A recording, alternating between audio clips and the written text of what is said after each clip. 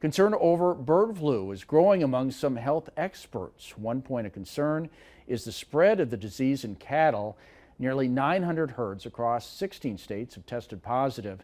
The disease prompted a Portland-based pet food company to issue a nationwide voluntary recall after a house cat in Oregon died from eating one of its products, which tested positive for bird flu.